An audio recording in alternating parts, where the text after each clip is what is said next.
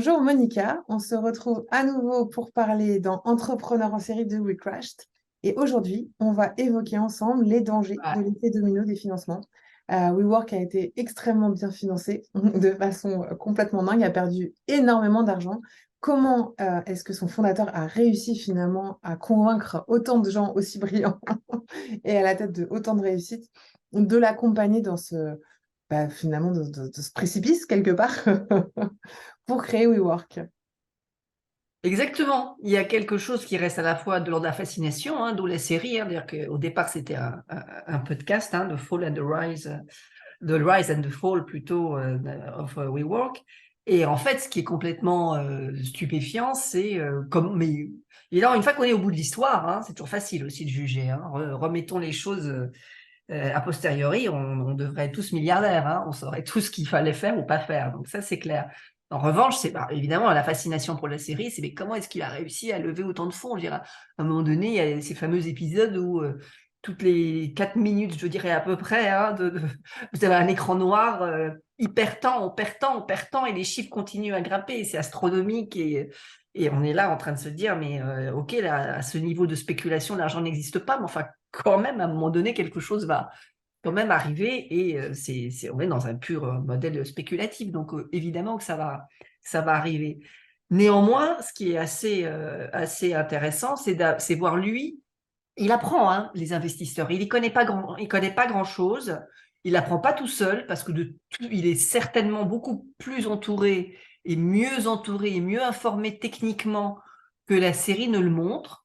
Parce qu'a priori, ce qu'elle montre de lui, c'est qu'effectivement, bon, là, il tâtonne pour avoir le bon message, pour trouver le bon discours, pour convaincre, et en comprenant que comment il faut commencer par convaincre, balayer les arguments chiffrés du revers de la main, changer de sujet, parler. OK.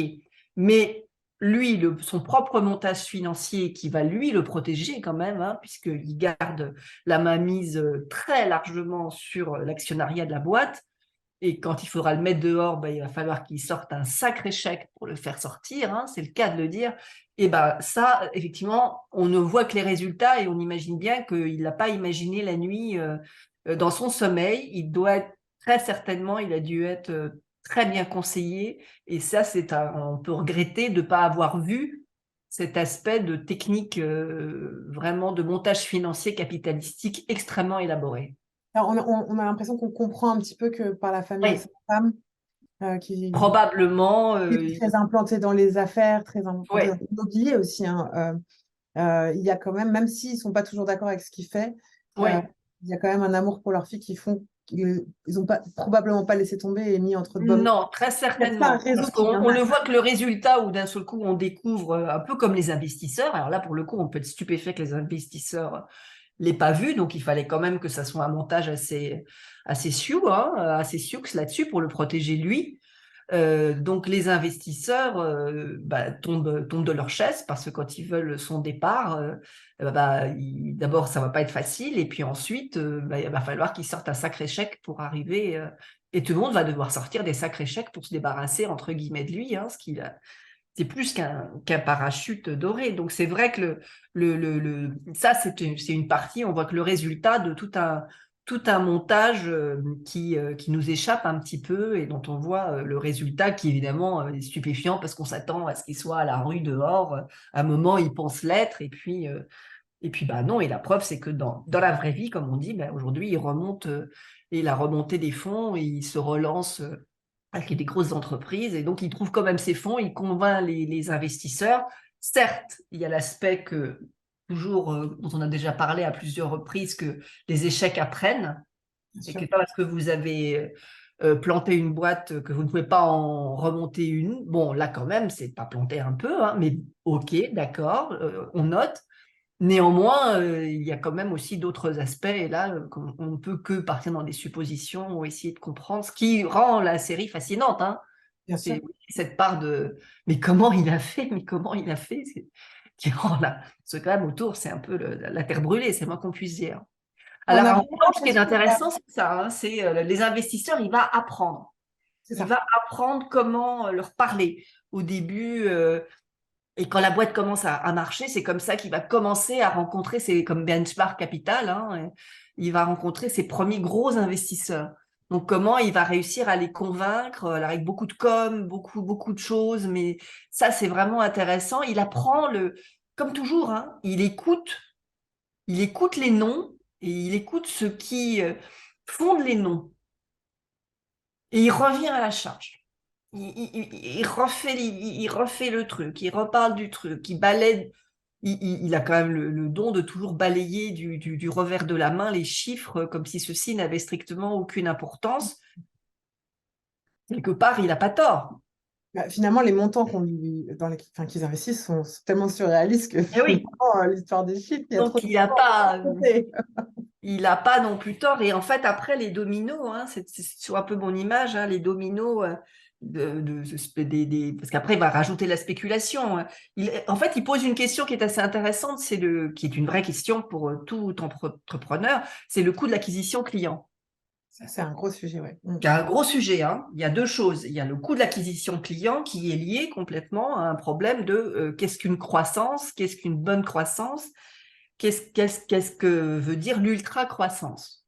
Donc, il faut monter vite, très vite pour prendre des parts de marché et donc avec accepter un coût d'acquisition client très fort pour avoir des parts de marché. Et donc, lever des fonds pour financer ce coût d'acquisition. Ça, c'est son optique, c'est ainsi qu'il voit les choses. Et il arrive à convaincre que c'est un modèle qui a déjà fonctionné et qu'effectivement, au début et au lancement, et pour être les premiers et le rester, il faut y aller à fond, il faut investir à fond et donc il faut brûler, si je puis dire, de l'argent pour ce coût d'acquisition client parce qu'à un moment donné, là, les chiffres qui l'inquiètent, c'est de voir que finalement, la croissance de la boîte au sens croissance, c'est vraiment pure, elle ralentit. Ils ont moins d'adresses, ils commencent à avoir moins de mètres carrés. Ouais. Alors, qu'est-ce qu'il dit, lui? Il dit, eh ben, dans ces cas-là, et là, c'est bien expliqué, il dit, vous baissez les prix, vous baissez les tarifs, vous augmentez les durées, vous chouchoutez les propriétaires, vous leur offrez du caviar, du saumon, du machin, selon du champagne, vous les faites rêver à l'histoire et vous y allez. Donc, il va perdre encore plus d'argent, forcément, puisque déjà, il en perd. Mais dans son process, c'est ultra croissance et coût d'acquisition, jusqu'au moment où les investisseurs disent non, non, mais nous, on veut une croissance mesurée. On veut à un moment donné, faut ralentir, faut ralentir. Et lui, non, il est absolument pas dans cette optique-là. Donc, il bascule en cherchant absolument et en trouvant un partenaire financier très spéculatif, très, très spéculatif, qui est SoftBank. Et donc là, c'est un jeu entre les deux, c'est-à-dire que l'autre met beaucoup d'argent pour essayer de retirer ses dominos avant que tout explose et emporter la plus-value. Alors, il faut rappeler que SoftBank, c'est quand même la banque qui parie sur les plus grosses startups, les plus Eh oui, dangereuses, et donc ils sont dans le risque perpétuel. ils sont dans le risque. Donc, il est arrivé à un niveau déjà d'existence de financement où c'est à la fois sa seule porte de sortie s'il veut continuer ainsi son mode de croissance. Est-ce que dans son mode de croissance, il pourrait en être autrement? C'est pas évident. Ouais, c'est ça. Donc, il ne peut que basculer sur ce nouveau partenaire financier. Et là, à être donc dans du super risque. Donc, évidemment, le jeu, c'est super bénéfice. Super magnifique. Et tu trouves qu'il se projette beaucoup dans les bénéfices? Moi, j'ai l'impression qu'il est beaucoup dans l'instinct, que c'est pas quelqu'un. Autant il est visionnaire sur les tendances, ce qu'il veut créer, etc., sur le mouvement, les communautés, etc. Mais financièrement, il est quand même très au jour le jour. C'est ce que montre la série. Et pourtant, vu le montage financier qu'il a derrière lui, C'est vrai. c'est en tout cas là, c'est une question qui reste ouverte sur la série. S'il était que au jour le jour, il se serait pris tout dans la tête et là, il aurait eu que ses yeux pour pleurer. Et là, c'est pas le cas. Donc, Ouais, il il y y a a quand toute une même partie qu'on voit pas et il qui y a permet. une partie souterraine, hein, souterraine et qui nous échappe, qui n'est pas montrée, qui arrive vraiment. Bon, ça fait partie de la fiction aussi, de la dramaturgie. Hein, comme Bien sûr. ça, on se dit, mais là, ça va tomber, ça tourne un peu. We crushed. Donc, we crushed. Mais Ouais. we crushed et I don't crush, quoi. Ouais, il n'y a pas vraiment de clash au final. On n'entend pas un truc enfin, Pour tout le monde, sauf pour lui. c'est ça. Parce que Sauf par que contre, là, on voit on voit bien les salariés qui se retrouvent. Alors, pour peu que certains là, aient essayé déjà à spéculer sur les gains, parce qu'ils sont au bord ils sont au bord de l'IPO tout le temps. Et il y a ça l'IPO aussi. demande des chiffres, et lui, les chiffres, évidemment que ça le gonfle, parce que les chiffres, ils sont horribles. Donc, c'est un peu logique qu'ils disent non, mais Et il y a aussi c'est pas la seule où entreprise qui fait zéro sans être rentable. il a jamais peur.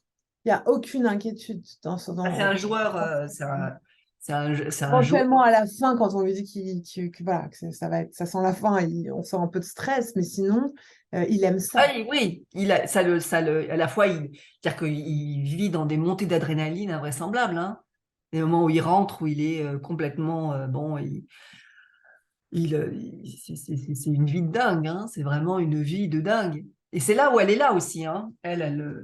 Ouais, sa femme est Sa toujours là. supernova, quand il est sur un moment où c'est inimaginable ce qu'il vit quand même par moment.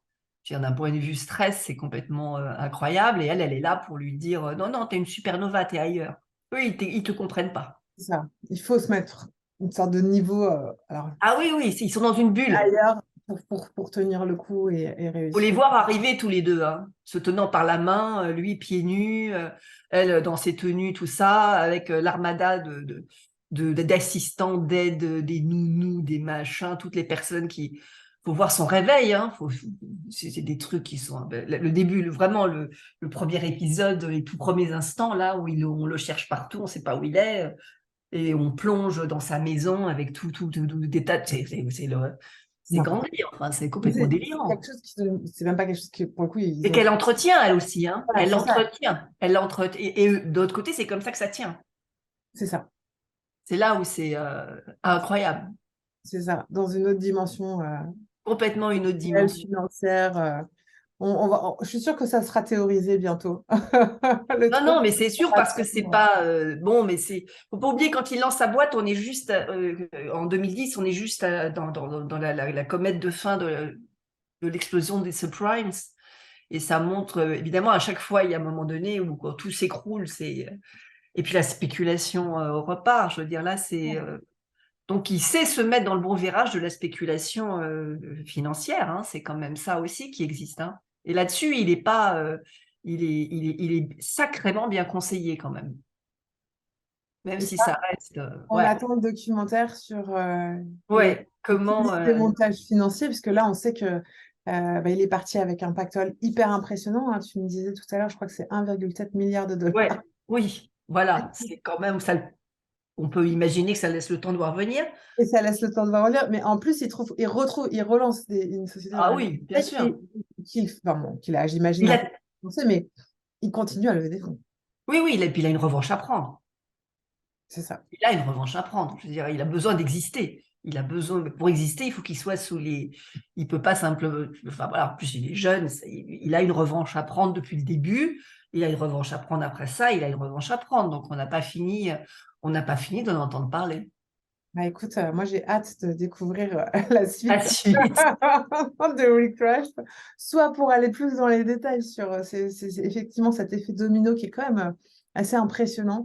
Je pense que, à mon avis, il y a des journalistes d'investigation qui se lanceront là-dessus, mais aussi pour voir voilà, comment on rebondit après ça et est-ce qu'il y reste aussi perché et finalement capable de lancer Mais des. ce qui est intéressant, c'est à la fois comment avoir un rapport à l'investissement, si on peut parler au sens des leçons ou de ce que ça peut apporter, c'est à la fois un sens de l'investissement comme vraiment assez conceptuel finalement. C'est-à-dire qu'effectivement, il n'a pas complètement tort en disant il y a plein de boîtes qui sont pas rentables et elles lèvent des fonds et elles continuent parce qu'on est sur une croissance.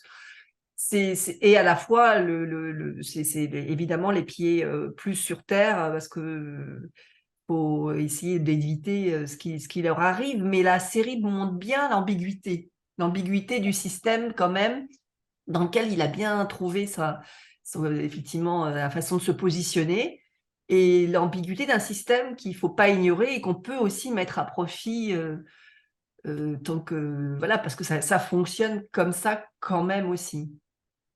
On en reparlera. On en Encore reparlera des choses avec à faire The Dropout et puis Super Pumped. On en reparlera. On n'a pas fini. on n'a pas fini. Bah, écoute, merci beaucoup, Monica. On clôture cette série d'épisodes autour de We Crashed.